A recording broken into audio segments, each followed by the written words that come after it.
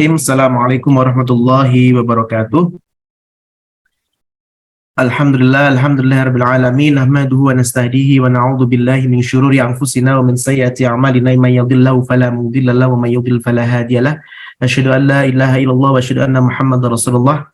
Alhamdulillah, pada kesempatan kali ini kita masih dipertemukan oleh Allah Subhanahu wa taala dalam keadaan sehat walafiat. Dan semoga apa yang kita diskusikan hari ini dan apa yang kita obrolkan hari ini semoga bisa membawa keberkahan dan kemanfaatan untuk kita semuanya. Shalawat dan salam tetap terlimpahkan kepada junjungan Nabi besar Muhammad SAW yang selalu memberikan suri teladan kepada kita semuanya untuk menjadi pribadi yang lebih baik lagi. Baik Bapak Ibu dosen, sebelumnya yang terhormat kepada Pak Sukamta sebagai Wakil Rektor Akademik, kemudian ada Pak Gatot, kemudian ada Pak Novi sebagai Kepala Divisi, kemudian sebagai pembicara yang lain yaitu Pak Zaki dan Bapak Ibu dosen lain penerima hibah internal UMY. Baik, untuk kali ini untuk mempersingkat waktu ya Bapak Ibu dosen, mohon maaf karena memang kegiatan akhir bulan ini cukup luar biasa padat ya. Saya yakin Bapak Ibu dosen juga hari ini juga akan ada banyak kegiatan, nggak hanya cuma mengajar tapi juga ada banyak kegiatan yang lain. Jadi mungkin saya akan to the point saja terkait apa saja yang harus kita diskusikan. Hari ini saya ditugaskan oleh Pak Ilham untuk menyampaikan beberapa hal, sekaligus juga ada info dari LPM, yaitu terkait RAB. Jadi ini bisa saya share screen, Mbak Jenny? Bisa ya? Saya boleh share screen atau di-share ke ini? Sudah bisa Pak, sudah bisa share screen. Oke, baik.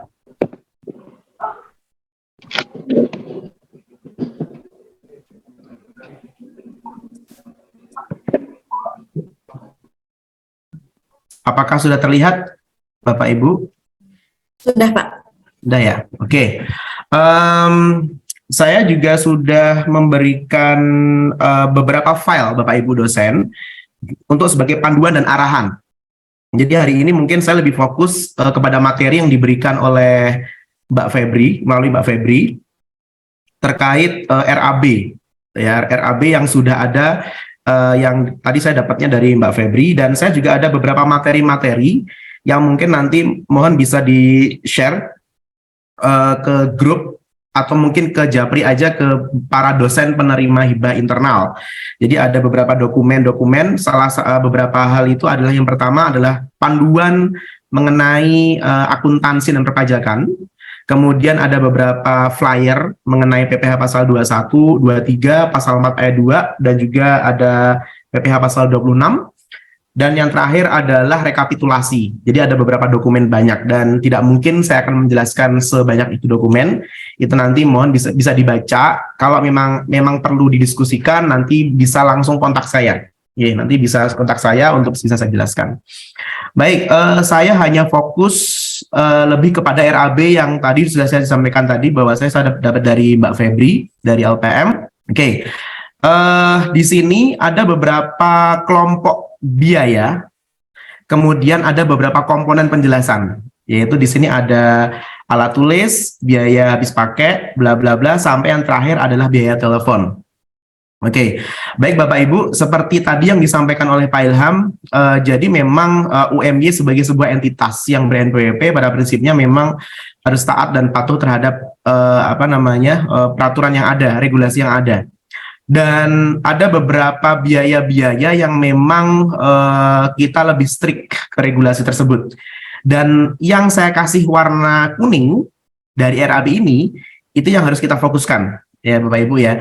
Jadi yang nomor 3 yang terkait masalah honorarium kegiatan, biaya sewa, administrasi berpajak, dan yang terakhir adalah biaya cetak. Jadi ada kurang lebih sekitar 4 komponen ini, gitu kan. Oke, baik, saya akan menjelaskan terlebih dahulu dari 4 komponen ini yang sudah diberikan oleh LPM melalui Mbak Febri. Oke, ini saya akan jelaskan satu persatu dulu. Yang pertama, jadi honorarium nanti unsur put-potnya itu adalah PPh pasal 21. Untuk pegawai UMY nanti mohon dicek di honormu, okay? Jadi nanti di honormu udah ada persentase siapa aja dosen-dosen yang penerima hibah ataupun nanti ada kegiatan-kegiatan bersama staf yang lain. Selama itu pegawai UMY, maka bisa cek honormu, diupdate dan sebagainya. Nanti ada updateannya. Kalaupun nanti misalkan ada perubahan terkait tarif yang berlaku, berapa tarifnya, nanti bisa konfirmasi langsung kepada yang bersangkutan dosennya. Mungkin bisa jadi di honormu belum diupdate. Nah, makanya nanti harus dipastikan terlebih dahulu. Terus kemudian untuk pegawai luar UMY, siapapun itu kurang lebih sekitar 5%. Ya, 5%. Untuk orang luar negeri yang tidak standby di Indonesia dan dia memang asli orang luar negeri, maka tarifnya 20%. Jauh lebih besar. Jadi nanti untuk PPh pasal 21, apabila nanti terkait honorarium dan sebagainya, tunjangan yang terletak di sini semuanya, ya, ini kelompok-kelompoknya yang tadi saya diberikan oleh LPM, nah ini dikenakan PPh pasal 21.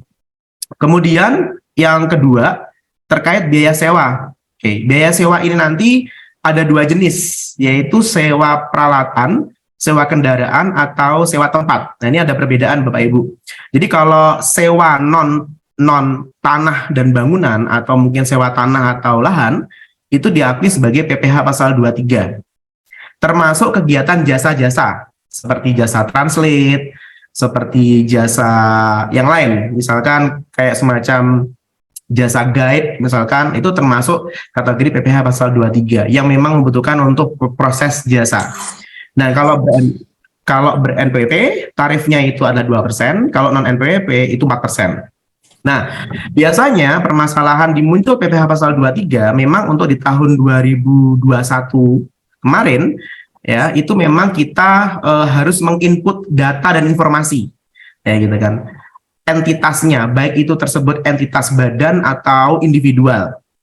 Jadi nanti kami minta kepada Bapak Ibu dosen, apabila memang ingin bertransaksi dengan pihak luar, selain UMY ya, maksudnya selain misalkan honor ya, bukan honor ya, tapi pihak luar, pastikan diinfo dulu gitu kan. Mas, bisa nggak kwitansinya nanti udah termasuk PPh pasal 23 karena terkait masalah jasa translate atau jasa ini, jasa itu, atau misalkan sewa peralatan atau jasa apa. Nah, itu diperjelas di awal sehingga nanti di kwitansinya tersebut sudah clear gitu kan. Akhirnya nanti di kwitansi tersebut akan kita ambil sesuai dengan presentasinya 2% atau 4%.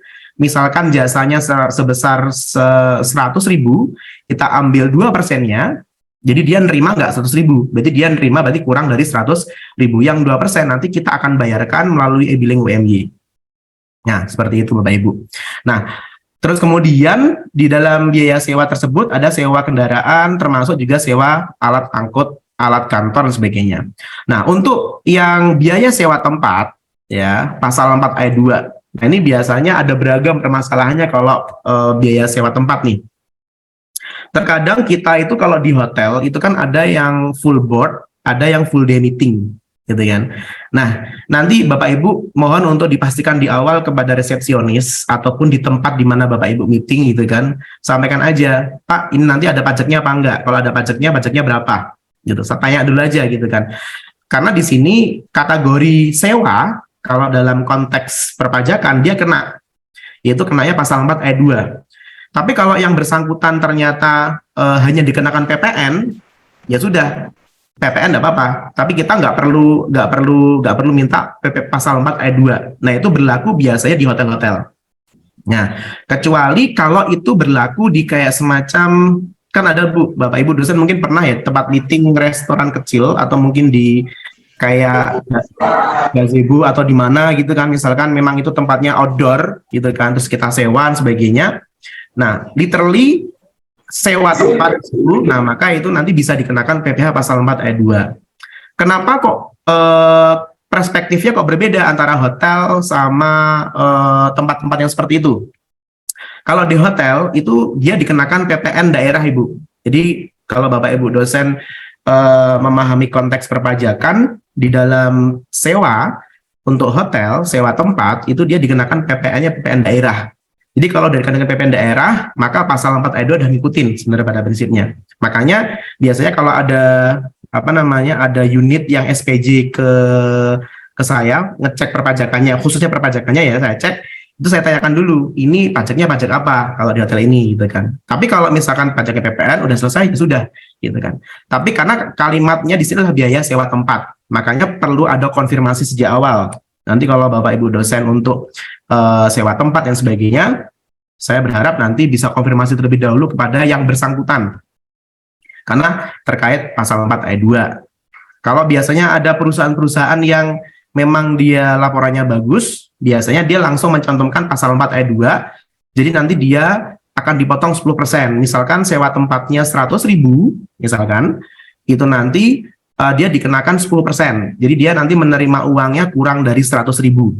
Jadi misalkan berarti kalau 100.000 berarti kan 90.000. Yang 10.000 nanti kita ambil, kita bayarkan menggunakan e-billing UMY. Nah gitu biasanya.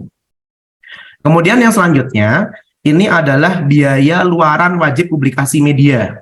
Nah ini biasanya kegiatan-kegiatan pengabdian itu kan ada yang diupload di koran dan sebagainya gitu kan. Nah di sini untuk sesuai dengan aturan PMK 141 ya disampaikan bahwasanya terkait jasa informasi melalui media online pada prinsipnya dan cetak ya online dan cetak itu nanti akan dikenakan PPh pasal 23, NPWP 2%, kalau non NPWP 4%. Jadi biasanya kalau ada pengabdian kan kita upload dan sebagainya, entah itu di harian Jogja dan sebagainya, itu nanti kwitansinya kalau bisa nanti sudah kita ambil PPh pasal 23 nanti kita ambil, kemudian nanti akan dibayarkan melalui e-billing UMY. Terus kemudian yang terakhir adalah biaya cetak. Ya, biaya cetak. Biaya cetak ini dikenakan PPh pasal 23. Oke. Strateginya Bapak Ibu, biasanya kan kalau cetak itu kan ada yang nominalnya kecil dan besar ya Bapak Ibu ya. Jadi terkadang ada cetak itu cetak kecil, cetak besar gitu kan. Nah, ini saran dari saya. Kalau misalkan cetaknya tidak begitu besar ya, itu mungkin kalimatnya jangan biaya cetak Bu. Kalau bisa biaya fotokopi aja.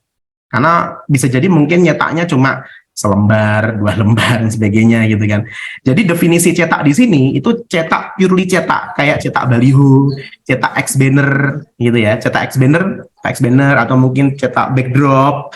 Kalau cetak buku, jilid buku, cetak buku. Nah, itu nanti kita lihat. Jadi terkadang pajak itu melihatnya bukan hanya dari segi outputnya, tapi dari segi redaksinya. Makanya biaya cetak di situ muncul, itu cetak yang bernilai besar. Maka saran saya, kalau misalkan Bapak Ibu dosen mencetak dokumen nominalnya kecil, kok tiba-tiba keluar ya? Masih terlihat nggak Bapak Ibu? Masih terlihat ya? Masih Pak. Oh masih. Sebentar. Bentar Bapak Ibu.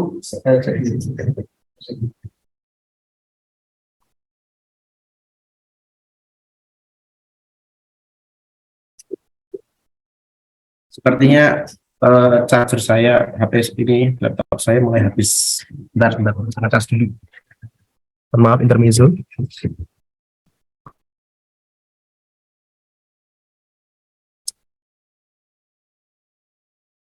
Oke. Jadi kalau biaya cetak, saran dari saya, kalau nominalnya kecil-kecil, Bapak Ibu mungkin bisa langsung aja diakui sebagai biaya fotokopi. Makanya nanti sebelum kita mengakui itu, ini enaknya kemana ya, gitu kan? Kayak kalau cuma cetaknya kecil-kecil, udah nanti ke fotokopian aja lah, gitu. Jilid ke fotokopian aja lah, gitu kan. Tapi kalau ternyata biaya fotokopi senilai 10 juta, yaitu saya akan cek dulu Bu.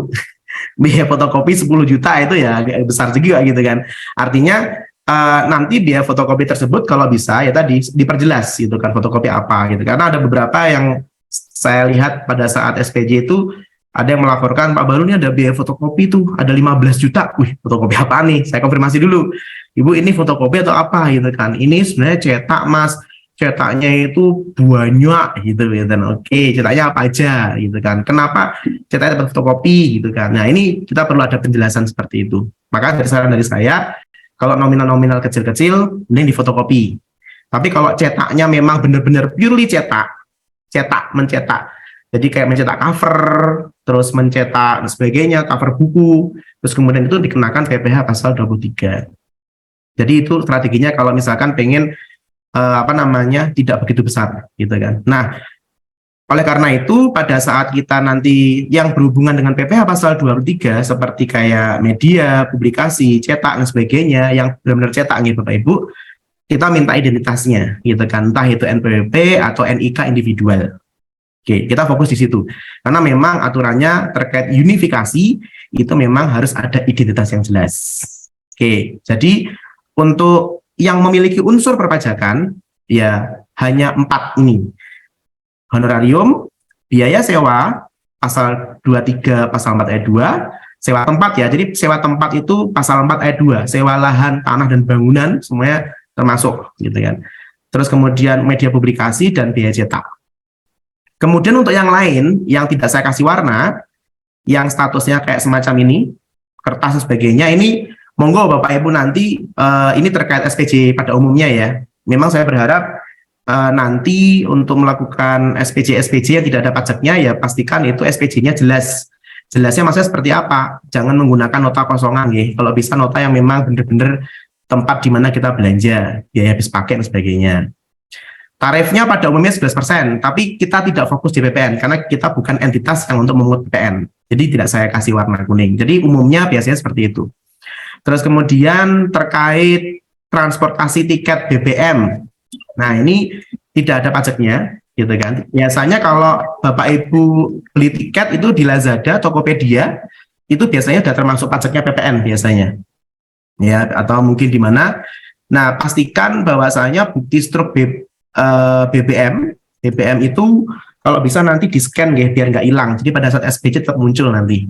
Kemudian kalau tiket transportasi ya bukti tiket transportasinya, gitu kan. Terus kemudian di sini, nah ini tadi biaya penginapan hotel. Kenapa kok tidak saya kasih warna kuning? Nah, karena ada beberapa hotel yang memang dia sudah menuliskan gini, harga sudah termasuk pajak. Biasanya gitu. Kalau Bapak Ibu pergi sebuah hotel, terus meeting di sana, itu biasanya kwitansinya tuh muncul harga termasuk pajak. Itu biasanya kita ignore, kita abaikan. Karena asumsinya udah dibayar, gitu kan. Biasanya itu PPN. Jadi biasanya mengarahnya ke PPN, gitu kan. Ada juga yang mencantumkan PPh pasal 4 ayat 2. Biasanya seperti itu.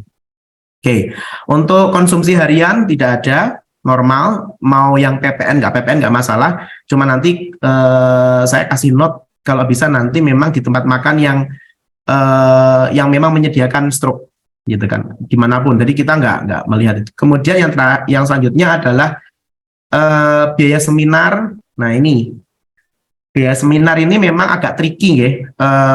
APC, terutama APC.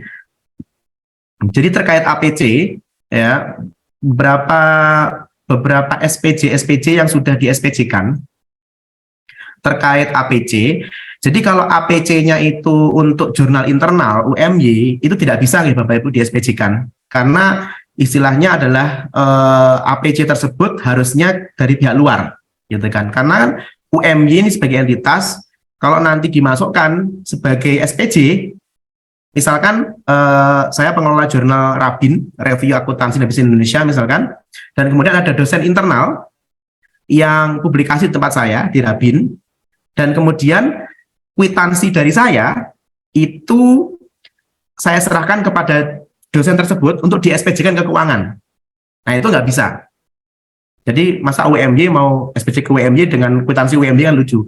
Oleh karena itu penggunaannya, maka pada saat ada dosen internal yang minta SPJ saya, maka saya akan uraikan dengan jelas untuk apa penggunaan itu. Contoh misalkan saya pengelola jurnal Rabin, terus kemudian ada dosen yang pengen publikasi tempat saya, maka saya akan memberikan SPJ atau memberikan kwitansi kepada dosen tersebut, itu bentuknya tuh uraian. Contoh misalkan honor Bahrul Ilmi, honor Ilham, honor Pak Novi misalkan. Nah, itu saya sampaikan, saya tulis, dipotong sekian gitu. Jadi bentuknya diuraian, gitu kan. Karena kalau di bentuknya di jurnal internal ya, makanya kami berharap kalau bisa nanti APC-nya APC-nya kepada publikasi yang di luar, gitu kan. Malah kalau itu nggak masalah, misalkan jurnal di UNER, jurnal di UGM gitu misalnya, itu nggak masalah malahan, gitu kan. Karena memang itu fungsinya adalah untuk administrasi non pajak, ya nggak masalah. Jadi di SPJ kan tidak masalah.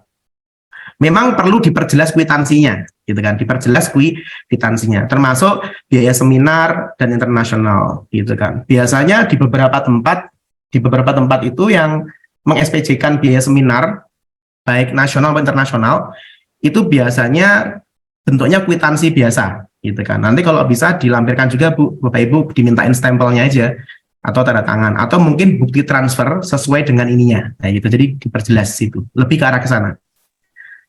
Kalau KI paten itu jelas itu pajak ditanggung negara, jadi kita nggak termasuk itu.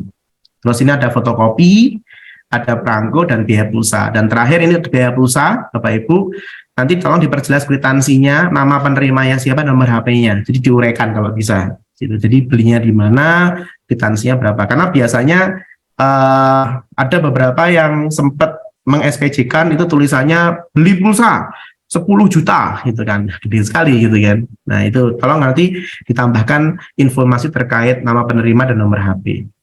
Mungkin seperti itu beberapa ulasan-ulasan, karena ini materi yang disampaikan kepada saya ini adalah materi yang muncul di RAB yang tadi sudah disampaikan oleh Mbak Febri. Nah nanti untuk lebih detailnya mungkin nanti bisa cek info-info dari materi yang saya share. Saya nggak tahu udah di-share belum ya? Udah belum ya Mbak?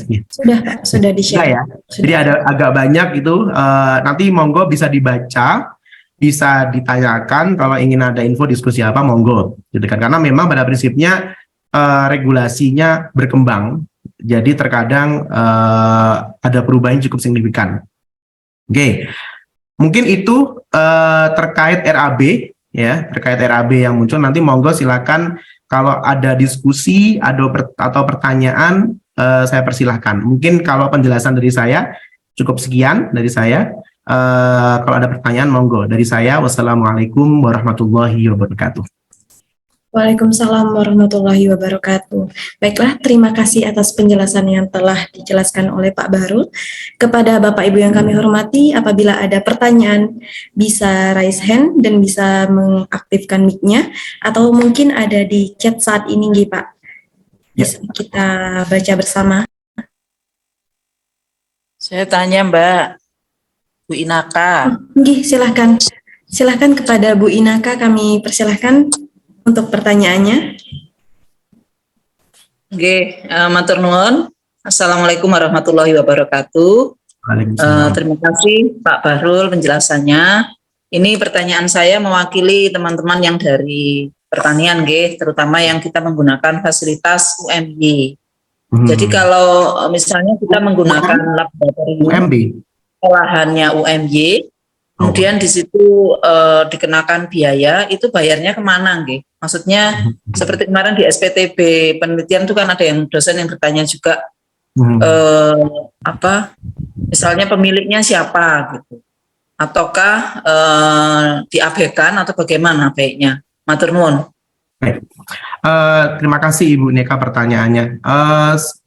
Ibu Neka, mohon maaf saya ingin bertanya itu. Kalau yang sudah pernah berjalan selama ini, kan saya belum tahu ya, yang berjalan selama ini, itu biasanya bayarnya ke siapa ya Bu ya, kalau saya boleh tahu. Yang sudah berjalan mungkin yang sudah pernah dilakukan biasanya. Ke koordinator laboratorium. Oh, oke. Ya. Koordinator laboratorium di pertanian gitu ya Bu ya? Oke. Oke. Misalnya lahan atau ya kecil sih, sewanya itu kecil, hanya 50.000 per bulan. Tapi kan kalau masuk ke mana, ke anggaran seperti ini kan tetap terdata nih. Ya betul. Baik Ibu Inaka, mungkin ini sama seperti yang tadi saya sampaikan, seperti jurnal APC tadi. Jadi kalau misalkan saja saya sebagai kepala lab laboratorium di peternakan, pertanian misalkan saya, maka harusnya saya mengeluarkan uraian dengan jelas, itu 150.000 itu buat apa? Contoh misalkan 50.000 itu misalkan buat konsumsi, ya udah nanti Ibu mendapatkan nota konsumsi dari saya, gitu. Atau kalau tidak, saya misalkan untuk honor saya Bahrul Ilmi sebagai kepala ini, ya udah nanti Ibu buat kwitansi nota yang nama Muhammad Bahrul Ilmi untuk honorarium gitu 50.000. Nah, jadi diperjelas itunya aja Bu. gitu kan. Jadi jangan ke UMY-nya gitu, tapi siapa yang menerima gitu.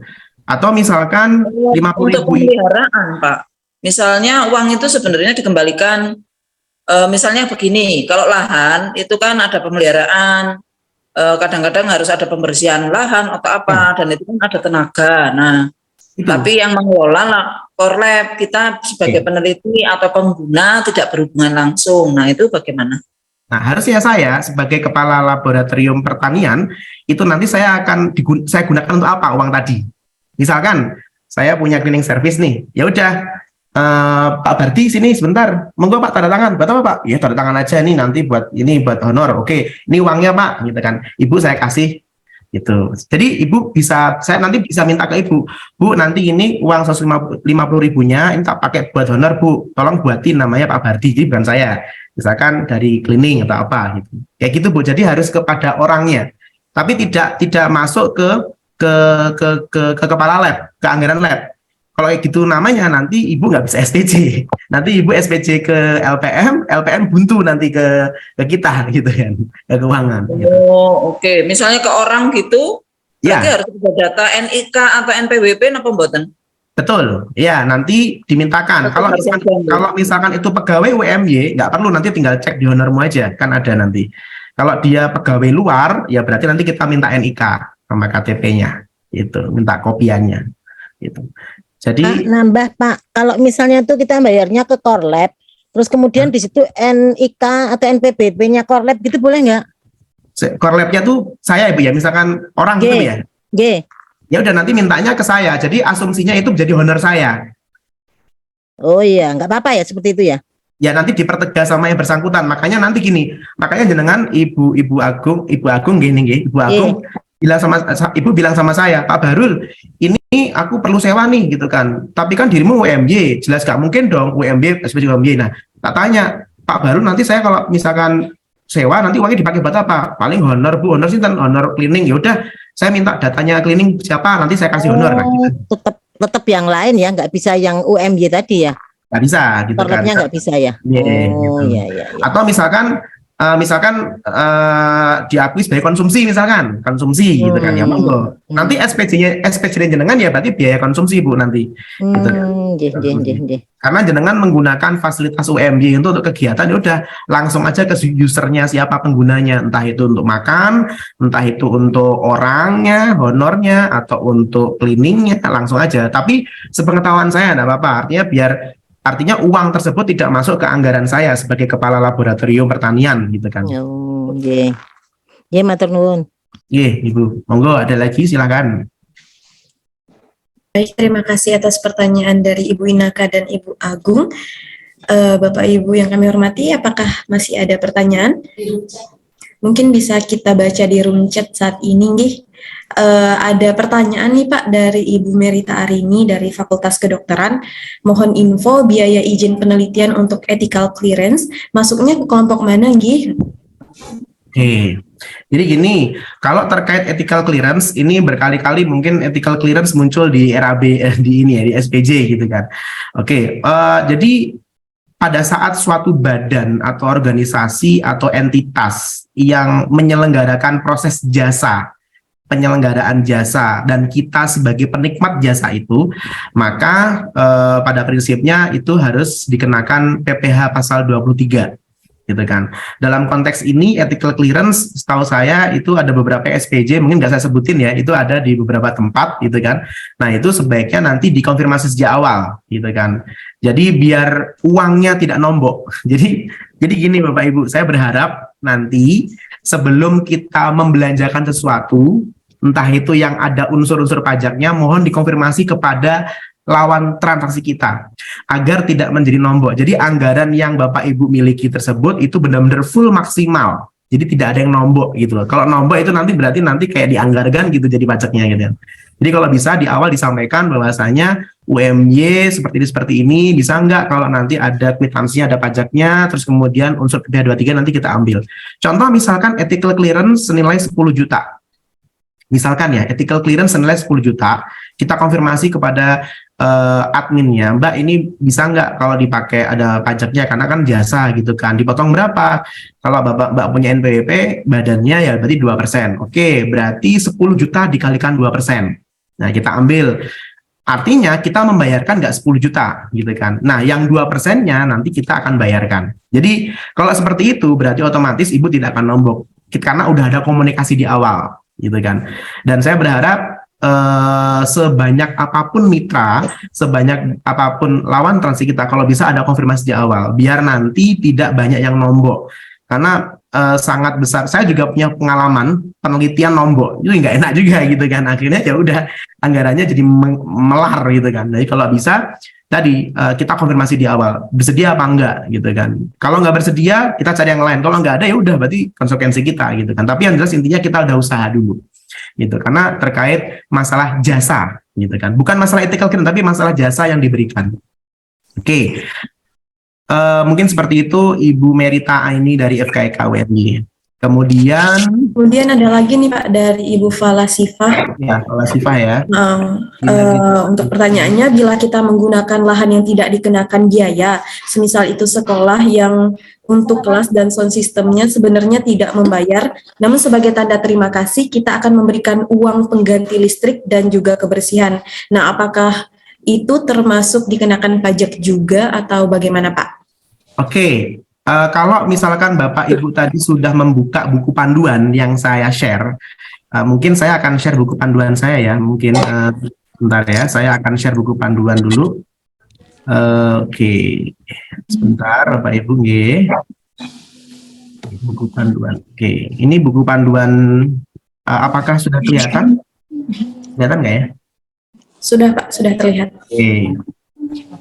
Di sini ada sebentar biaya listrik, nah ini listrik nih. Oke. Ini ada contoh nggih Bapak Ibu pembayaran. Mohon maaf ini nggak kelihatan kayaknya. Di sini ada pembayaran terkait biaya telepon listrik. Ya. Ini saya mencontohkan kalau saya beli pulsa sama beli kuota listrik, misalkan ya. Kalau kita lihat di sini, itu ada kolom warna merah namanya PPJ. PPJ itu apa Bapak Ibu? PPJ adalah pajak penerangan jalan. Jadi kita nggak perlu, jadi nanti kita nggak perlu mungut. Karena kalau beli PLN Prabayar melalui bank, itu biasanya nanti sudah muncul di sini ada PPJ-nya. Jadi kita nggak perlu bayar pajak, gitu kan. Istilahnya udah include termasuk, udah dipotong. Jadi PPJ. Nah ini bisa di SPJ-kan Bapak Ibu. Jadi kalau tadi pertanyaan dari Ibu, siapa tadi namanya? Fala Sifah Ani ya. Kalau misalkan diganti dengan berikan uang pengganti listrik, kalau bisa langsung aja listriknya berapa kita dibelikan oleh Ibu maksudnya, bukan kami. Nanti di SPJ-kan seperti ini gitu kan. Itu nanti ada PPJ-nya. Jadi nggak perlu ini. Termasuk uang kebersihan. Kalau uang kebersihan ya kita minta tolong karena itu masalah honor nih. Itu masalah honor jadi otomatis nanti ya kita kasih berapa gitu kan, nama orangnya, NIK-nya berapa ya gitu. Tapi kalau mau aman ya tadi Bu, mau dikasih ini atau mau dikasih ke konsumsi ya itu bisa. Mungkin seperti itu kalau terkait listrik ya, karena listrik itu termasuk pajak penerangan jalan ditanggung oleh negara. Oke. Terus kemudian yang selanjutnya Ibu Ekorini. Ya Pak, ini dari Ibu Ekorini. Pengabdian saya ada biaya untuk penyusunan SIM indikator mutu atau SIRATU. Nah, pengembangan SIRATU bekerja sama dengan tim pengembangan sistem rumah sakit PKU Muhammadiyah Gamping. Nah, ini masuk mana dan bagaimana perhitungan pajaknya, Nggih? Oke, ini penyusunan SIM. Saya mungkin perlu konfirmasi ke Bu Ekorini, nggih.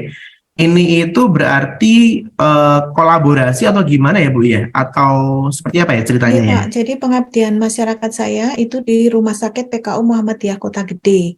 Rumah sakit yang kecil ya, untuk saat ini pelaporan indikator mutu nasional, prioritas rumah sakit maupun unit serta pelaporan insiden keselamatan pasien itu masih manual semuanya. Nah, bekerja sama dengan PKU Gamping yang mempunyai tim pengembangan sistem itu untuk menyusun pelaporan secara digital. Nah, ini ada biaya yang diberikan ke tim pengembangan sistem Rumah Sakit PKU Muhammadiyah Gamping, besarnya sekitar 3 juta. Nah, ini masuk yang mana dari komponen tadi dan bagaimana penghitungan pajaknya? Matur nuwun, Pak. Baik. rumah sakit itu kan pada prinsipnya kan ini ya, apa namanya, istilah non laba ya Bu ya, nirlaba ya Bu, betul ya Bu? Iya. Oke, jadi sebenarnya dia kalau dalam konsep nirlaba kan pada prinsipnya kan ya berarti di situ tidak ada keuntungan atau apa seperti apa gitu kan, pada umumnya seperti penjelasannya. Nah, di sini saya ada dua hal Bu, solusi yang mungkin cocok, semuanya cocok. Yang pertama adalah untuk penyusunan. Jadi nanti kalau misalkan nanti ternyata mereka punya tim penyusunan untuk indikator mutu, misalkan berarti yang nyusun dari pihak rumah sakit nggih Bu nggih? Iya, betul. Tapi rumah Oke. sakit PKU Gampeng, pengabdiannya di PKU Kota Gede kayaknya. Oke, baik. Berarti nanti gini Bu, yang pertama adalah kita minta info, ini siapa aja yang Oke. menyusun, gitu. Oke. Misalkan yang menyusun ada 5 orang, misalkan misalkan dokter Els, dokter siapa, di Bung Gamping gitu kan. Nah, Oke. nanti kita mintain info, nanti kita kasih honor. Itu yang Oke. pertama. Oke. Jadi istilahnya kita ngasih honor kepada orang-orang yang menyusun tadi. Ya, kemudian kenanya kalau honor tadi berarti pajaknya yang pajak orang luar UMY tadi ya? Betul, ya, Ya. ya orang-orang yang 5% gitu kan. Ya. Atau solusi yang kedua adalah tim tersebut, saya bukan bilang rumah sakitnya ya, tapi tim tersebut Oke. itu diakui sebagai jasa tim tersebut. Oke. Oke. Nah, tim tersebut. Nah, makanya kalau tim tersebut itu berarti nanti ada dua Bu. Yang pertama, apakah jasa individual sebagai seorang individu atau badan. Kalau tadi 5 orang tadi itu adalah di luar dari rumah sakit, ya orang rumah sakit, cuma itu timnya di luar rumah sakit. Misalnya timnya ini kerja sendiri gitu, misalnya nggak atas nama anu, ya udah berarti nanti per individu kita bayar jasa per individu. Kalau misalkan nanti jasa per individu akan dikenakan pasal PPh pasal 23, kalau dia nggak punya NPWP 2%, kalau punya berarti 4%. Kalau punya 2%, kalau nggak punya 4%, kayak gitu. Oke. Jadi mau diarahkan kemana? Mau diarahkan ke jasa per individu atau mau diarahkan sebagai honor. Kalau honor tadi 5%, gitu kan. Kalau dia punya NPWP berarti nanti yang PPh pasal 23 4%. Kalau nggak punya NPWP. Itu Bu, nanti dikomunikasikan di awal maunya seperti apa gitu. Tapi ini tidak di bawah lembaga ya Bu ya. Jadi dokter-dokter tadi yang membuat misalkan tim tadi itu berdiri sendiri, dia nggak di bawah ini gitu kan. Oke. Tapi kalau misalnya seperti itu di dalam publikasi nanti saya juga menyebut Rumah Sakit PKU Muhammadiyah Gampeng bahwa ini kolaborasi, itu nggak masalah ya Pak Nge? Kayaknya nggak masalah sih Bu. Setahu saya kalau publikasi itu kan ya mungkin kesepakatan ya Bu ya itu. Kesepakatan dan monggo nanti kesepakatan. Saya untuk lebih jelasnya mungkin nanti Pak Zaki dan tim yang mungkin lebih memahami ya. Tapi yang jelas intinya nanti bisa dikomunikasikan sejak awal biar nanti jelas outputnya seperti apa, bagaimana. Seperti itu Ibu Eko. Oke, matur suwun Pak. Ada lagi? Monggo. Terima kasih atas pertanyaannya kepada Ibu Eko Rini dan penjelasannya dari Bapak Bahrul. Baiklah, kepada Bapak Ibu yang kami hormati, apakah ada pertanyaan lagi? Ada Ibu Falasifah nih, Be. Tanya lagi, Pak. Ya. Jadi ini saya tadi nyambung pertanyaan dari Mbak Merita gitu. Saya barusan tanya ke yang ngurus yang ngurusi ethical clearance di FKIK. Jadi sistemnya kalau kata beliau itu kita bayar misalnya 400.000. Nah, itu nanti 400.000-nya itu kita bayar utuh ke situ, kemudian nanti beliau yang ngurusi pajaknya. Gitu. Nah, pajak ini yang kemudian disetorkan ke universitas. Jadi kata Suni menawi ngoten niku. Oke. Perlu dikonfirmasi lagi ke Bu Falasifah kepada yang bersangkutan, ditanya kira-kira itu pajak apa ya, gitu. Oh. Nanti gitu, kalau itu terkait pajak PPh pasal 23 misalkan, Ibu hanya cuma minta bukti potong.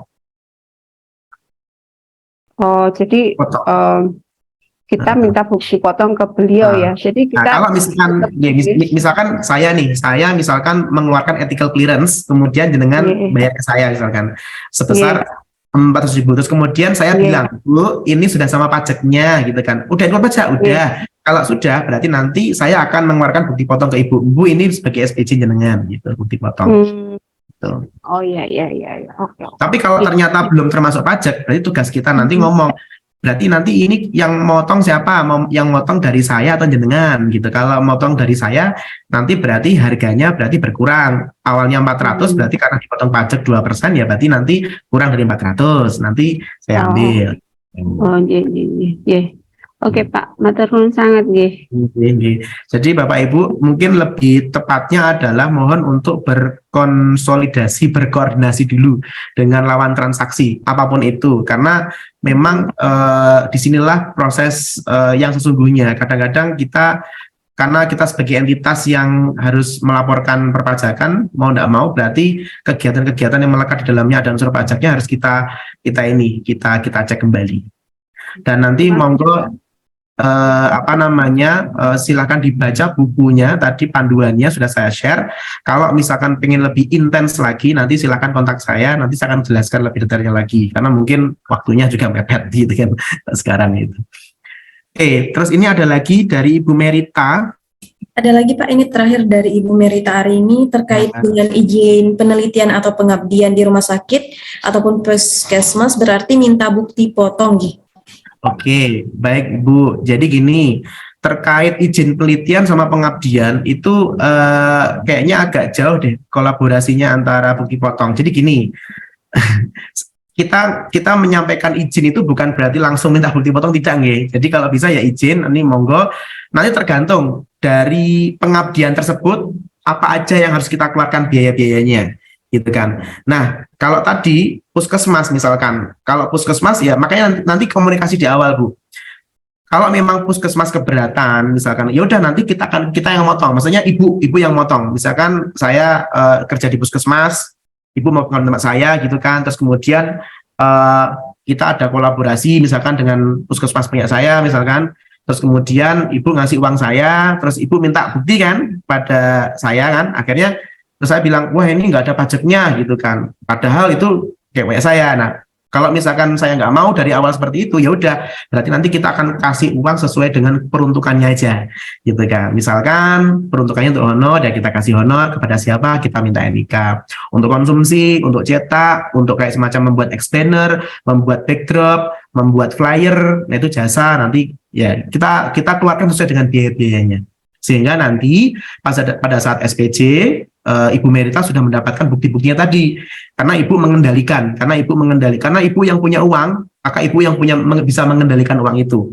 Makanya perlu komunikasi di awal, harapannya ya tadi, biar mungkin puskesmas juga nggak mau ngurusin kayak gitu-gitu ya, gitu kan. Tapi ya tadi intinya Ibu Merita yang memiliki uang, kalau bisa tadi Ibu Merita mengontrol itu sehingga oke, nanti ini SPJ-nya bisa aman, lancar, ada masalah, dan sebagainya. Yang penting komunikasi di awal. Mungkin seperti itu Ibu Merita. Baik, terima kasih atas penjelasannya Pak Barul. Kepada Bapak Ibu yang kami hormati, apakah ada pertanyaan kembali? Atau mungkin kita cukupkan?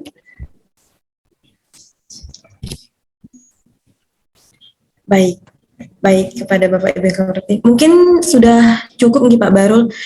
Apabila mungkin ada pertanyaan bisa langsung mengkontak Pak Barul di keuangan Terima kasih Mbak Jenny. Baik.